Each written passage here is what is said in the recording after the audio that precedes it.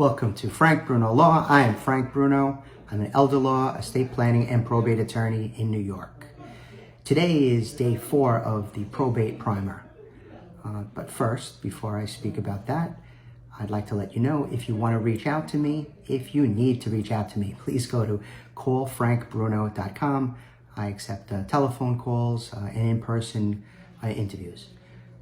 Today I want to discuss in Probate Primer 4, contesting a will.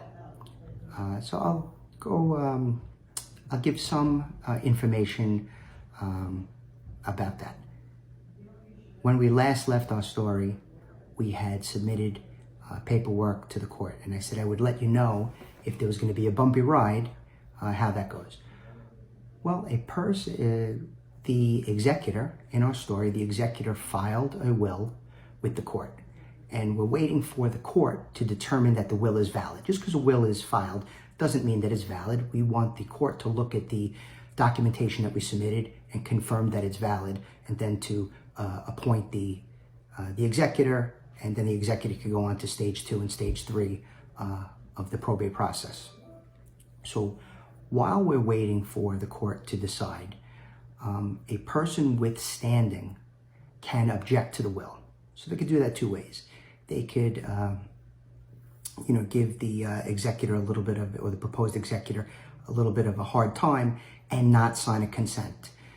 If they don't sign a consent, it sort of throws the probate into a contested posture, because then the proposed executor has to file a citation and secure a court date, right? So the burden shifts to the potential objector to say, hey, the will is invalid for this reason.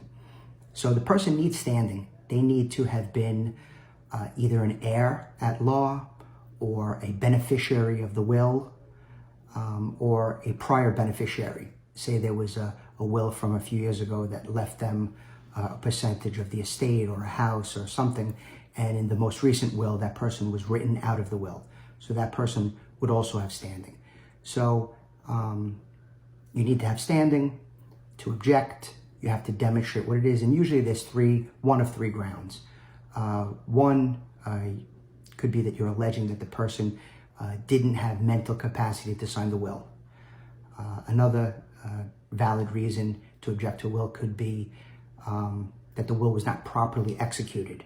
So the will didn't conform to the requirements at law. There's a third reason. It escapes me now. We have incapacity, that the will wasn't properly signed, and oh boy, I forgot the third reason. I'll give you the third reason next time, and that'll give you a reason to come back to see me. So if you'd like to speak to me about things that I do know, please go to Call Frank Bruno and make an appointment. Thank you.